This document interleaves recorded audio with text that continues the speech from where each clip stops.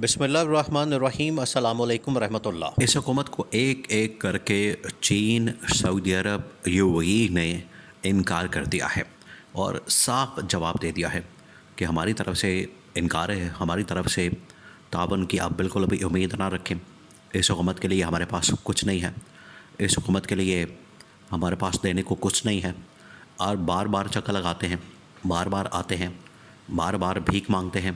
بار بار کشکول اٹھا کے آ جاتے ہیں، بار بار یہاں پر آ کے اپنا رونا دھونا کرتے ہیں۔ ہمیں یہ بالکل بھی پسند نہیں۔ اور اگر آپ انویسٹمنٹ چاہتے ہیں، اگر آپ اپنے ملک کے اندر سرمایہ کاری چاہتے ہیں،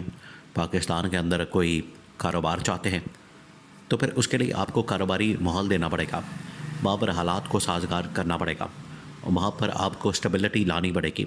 پولیٹیکل اسٹیبلٹی کے نتیجے میں ہی اکنامک اسٹیبلٹی آ سکتی ہے۔ یہ کیٹیگوریکلی یہ 3 ممالک کی جانب سے ابھی کوئی آج سے 2-3 دن پہلے یہ تمام ممالک نے اپنے سفارت خانوں کے ذریعے سے اسلام آباد میں اس حکومت کو بھی اور اسٹیبلشمنٹ کو بھی پیغام پہنچا دیا ہے، جس کی وجہ سے بار بار ان کو جانا پڑ رہا ہے محمد بن سلمان کے پاس۔ پہلے محمد بن سلمان کے پاس شہباز شریف گیا، اس کے بعد محمد بن سلمان کے پاس جنرل عاصم گئے، پھر اسحاق ڈار گیا، پھر محمد اورنگزیب گئے، پھر اس کے بعد دوبارہ سے شہباز شریف وہاں پر پہنچ گیا ہے، اور مسلسل محمد بن سلمان کے سامنے جا کے گھٹنے ٹیک رہے ہیں، کیونکہ محمد بن سلمان سمیت یو اے ای اور چین نے انکار کر دیا ہے۔ اب محمد بن سلمان کیوں اتنی اہمیت کے حامل ہے؟ محمد بن سلمان اس وجہ سے اس اہمیت کے حامل شخصیت ہے کہ وہ یو اے ای کو کہے کہ بھی پاکستان کے قرضوں کے متعلق بات کر سکتے ہیں، پاکستان کے قرضوں کے متعلق جو آسانیاں ہیں وہ پیدا کر سکتے ہیں، اور قطر، کویت اور جتنے عرب ممالک جن کے ساتھ پاکستان کے کاروباری تعلقات ہیں، ٹریڈ کے تعلقات ہیں، سرمایہ کاری اور انویسٹمنٹ کے تعلقات ہیں، ان کے ساتھ پاکستان بات کر سکتا ہے۔ اور اگر بایا محمد بن سلمان بات کی جائے تو اس میں آسانیاں پیدا ہو سکتی ہیں۔ اس وجہ سے بار بار یہ محمد بن سلمان کے پاس آتے ہیں تاکہ کوئی نہ کوئی ریلیف یا آسانی مل سکے، لیکن محمد بن سلمان کی جانب سے بار بار اس بات کا اظہار کیا جاتا ہے کہ آپ یہ جو ہر روز مانگنے چلے آتے ہیں، بھیک مانگنے، کشکول لے کر، اس کی ہمیں بالکل بھی ضرورت نہیں۔ آپ کوئی پلان لے کر آئیں، بزنس پلان لائیں،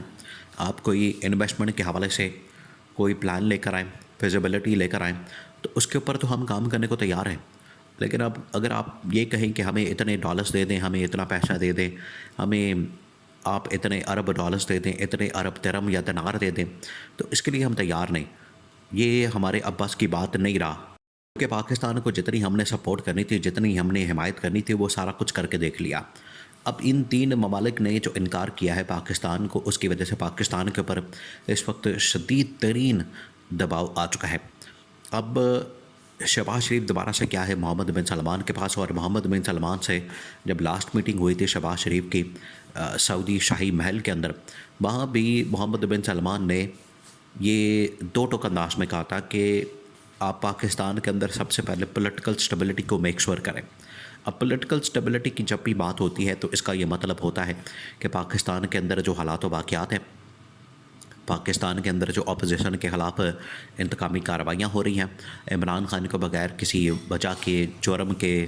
بغیر کسی ایویڈنس کے یا بغیر کسی کیس اور مقدمے کے جو جیل میں رکھا گیا ہے، اس کو باہر نکالیں، اس کو چھوڑیں۔ آج تو دیکھیں محمد بن سلمان کے ساتھ ساتھ جو ڈونلڈ ٹرمپ ہے، اس کے آنے کے بعد بھی پاکستان میں جو اسٹیبلٹی کے راستے ہیں وہ آخرکار اڈیالہ جیل سے محمد بن سلمان کی یہ عمران خان کی رہائی کے بعد نکل سکتے ہیں۔ تو یہ اب ان کو پتہ لگ گیا ہے کہ عمران خان کی رہائی جو ہے وہ کتنی ناگزیر ہو چکی ہے، اور تمام کے تمام طاقتور عالمی طاقتیں، عالمی جو شخصیات ہیں، عالمی جو سربراہان ہیں، وہ یہی بات کر رہے ہیں۔ ان کی جانب سے ایک ہی بات کی جا رہی ہے کہ پاکستان میں اگر آپ اسٹیبلٹی چاہتے ہیں تو آپ کو عمران خان کو رہا کرنا پڑے گا۔ اب شہباز شریف دوبارہ سے کیا، یہ جو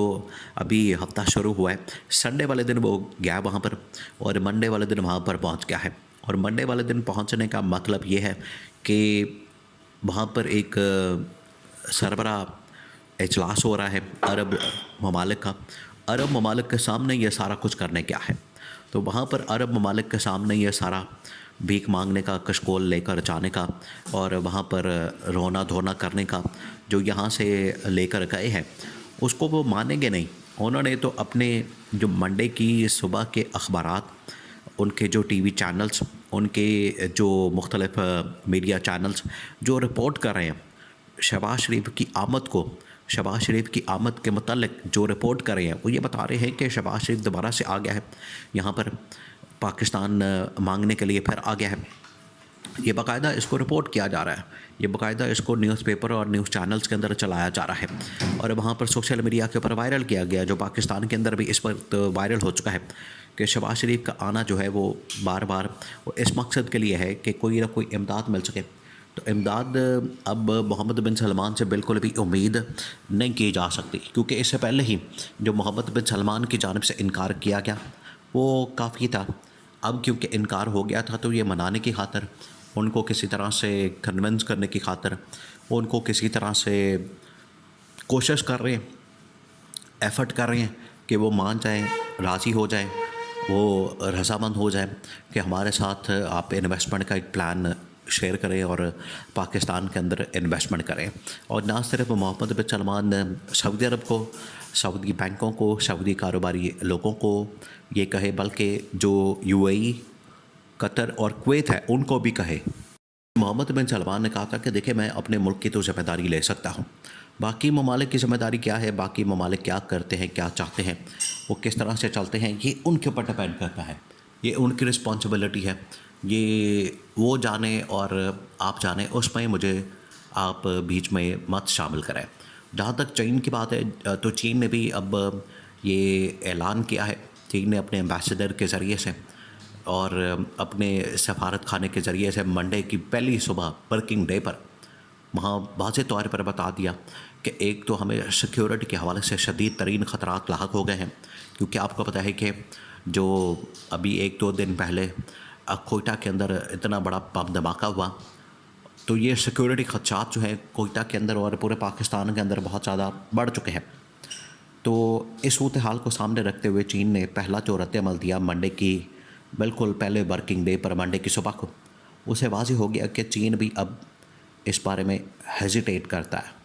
وہ ہچکچاتا ہے، اس کی جانب سے اب اس بارے میں فیصلہ کرنے میں پریشانی ہوتی ہے۔ تو یہ تمام ممالک کی جانب سے انکار اس بات کا واضح ثبوت ہے کہ اب اس حکومت کا خاتمہ یقینی ہو چکا ہے، عمران خان کی رہائی یقینی ہو چکی ہے، کیونکہ مزید اس حکومت کے ساتھ نہیں چلا جا سکتا۔